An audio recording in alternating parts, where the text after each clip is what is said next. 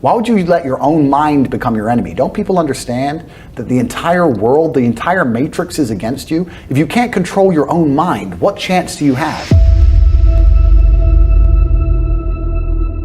Because they believe in depression. I think that when you believe in things, you give them power.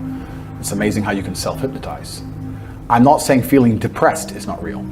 Everyone feels depressed. I'm saying the idea of depression as something you cannot control is a dangerous idea and paradigm. The reason so many people are committing suicide is because the Matrix is telling you that if you feel depressed, you cannot fix it. They tell you that depression is a disease that you can catch from the sky no matter how fantastic your life is, and you have no control over it. And I argue that absolutely. The reason the Matrix wants you depressed and sad is because when that happens, you are selfish. If you're depressed and sad, you only care about yourself. You don't care about your community or your family. You don't care about the world. You do not stand up for anything. You will accept being fucked in the ass like True Geordie. You'll accept any amount of garbage that they want to give you, any Matrix slave mind programming, because you're too busy being sad to resist. This is why they tell you that when you are depressed, it is a disease. It is not a disease. You're depressed because your reality is depressing. The truth is, if I lived the reality that most of these depressed people live, I'd be depressed. Your reality is depressing. You wake up, your wife doesn't love you, your kids don't respect you, there's no milk in the fridge, and you're almost dead.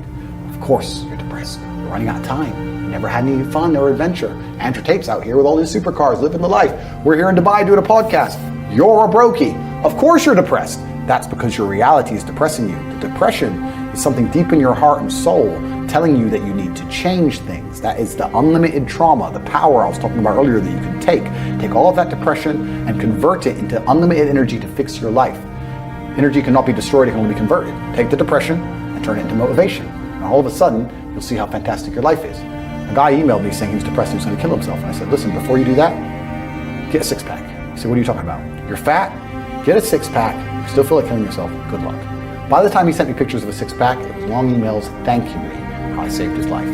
His reality was depressing. Of course you feel depressed if your reality is depressing. If your reality is fantastic, you don't feel depressed. I guarantee there's a whole bunch of people you can give $1 million to and the depression will disappear. The argument against that is why the famous people kill themselves, which I'm about to answer in a second. And the answer to that is actually going into the broader point. That the way the Matrix teaches about depression, they're trying to teach you to be helpless. They're teaching you that you cannot fight against it unless you take pharmaceutical drugs. And I say that it is not real in that paradigm, and that believing that is the case is going to destroy you. Having no hope will prevent you from fighting back. They're telling you it's hopeless and it is not.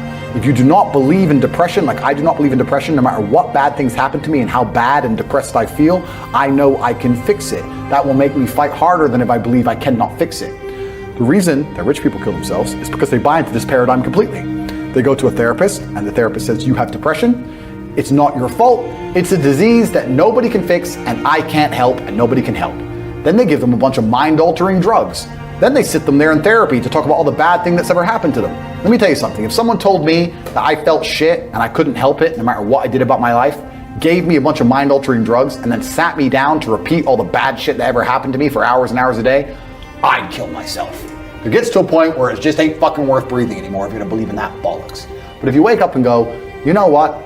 They're saying this is a disease, but I don't accept that paradigm. I don't believe in it. I believe that I can fix this myself. I believe if I change my reality and create an experience of life that I am absolutely not really satisfied by, I will no longer feel depressed. You will cure most of your own problems. Take two men, put them in two individual haunted houses. Haunted houses. One believes in ghosts, one doesn't. There's a loud noise in the night. The one who believes in ghosts wakes up and is paranoid, is afraid, can't sleep, is sitting in the corner of the room shaking. The one who doesn't believe in ghosts goes back to sleep. It is the belief in the ghost which punishes him, not the ghost itself. If you do not believe in depression, you can never be depressed. That's why I don't believe in it. And to go into a broader point about all of that, I don't even give a shit if I'm wrong. Because I've adopted a mental model that makes me ultimately and utterly competitive in all realms of human endeavor. And if by me not believing in depression, I am better at fighting the idea of being depressed, if I am better at making myself feel happier, if I am better at regulating my emotions by not believing in an idea, then I'll continue to stay wrong. I do not believe in things that take power away from me.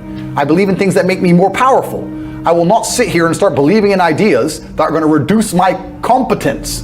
Absolutely or utterly not. So I don't give a shit what scientist, doctor, I don't give a fuck who you put in front of me and try to convince me I am wrong. I don't believe in it because I am more competitive in this realm. And for the people who believe, if you and I go through the same terrible experiences, the same level of heartbreak and trauma, I guarantee your belief will destroy you when mine won't. And why would you believe in an idea that is against you? Why would you let your own mind become your enemy? Don't people understand that the entire world, the entire matrix is against you? If you can't control your own mind, what chance do you have? Every single ounce of my body is on my side. My mind is my ally, all the way down to my feet, my fingers. Every single part of me is absolutely and utterly on the same team. We are a united front against the enemies of freedom. How can I have my own mind betray me and tell me that I can't do something? I don't give a fuck if I decide to jump off this building. If I decide I'm not going to die, I am not going to die. My own mind will not betray me. Perhaps I'm wrong, but I believe that I stand a better chance of survival if I believe I will survive, as opposed to thinking I will certainly die.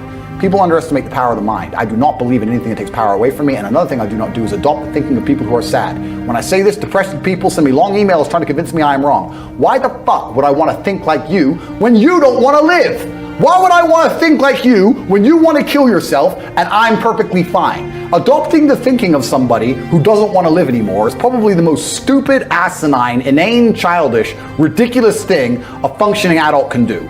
If you're depressed, I don't want to think anything like you, so take your opinion and get fucked.